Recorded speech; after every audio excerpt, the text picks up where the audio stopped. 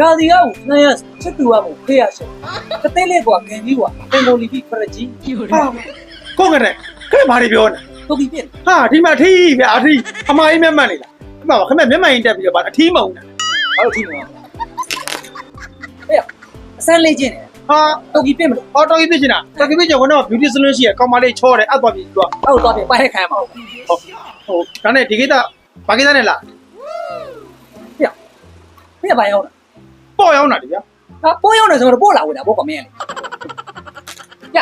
ဘာမျိုးသားတွေရှိတယ် ရှိတယ်အများကြီးပဲ ဟုတ် ဒါအိတ်စလေး ဟာ ဈေးနှုန်းကတော့8000 ဟုတ်ပြီ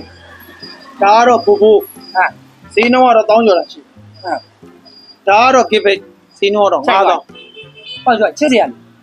ဒီကောင်ကြီးမထုတ်လိုက်တော့ ဒီကောင်ဟုတ်ကဲ့ဟုတ်ကဲ့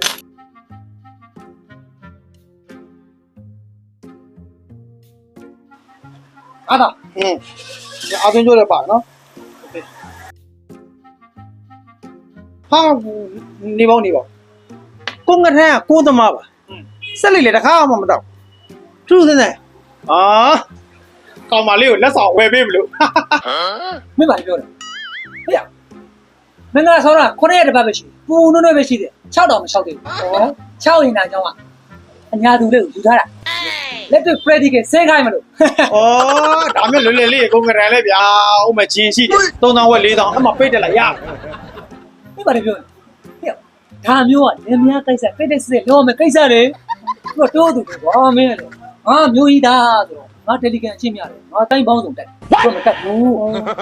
ငါလည်းအလုပ်ကိစ္စတွေများတော့ကွာကွန်မြူနီကိစ္စတွေများတော့တိတ်သူ့သင်ဖို့အချင်းများဟုတ်ပြီ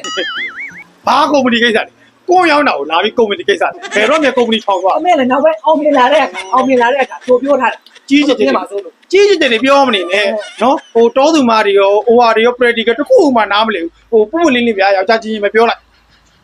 မင်းဒါဘာလို့ စော့ရတာလေ တော့ စုတ်ထုတ် အေးလို့တိုးသူဆိုတော့နားမလဲဘူးလေကိုလဲဆိုလဲကတဲ့သူကသူလေ့ကျင့်လိမ့်မယ်ဒါလေ ဟာချီးတာကောက်တိုင်း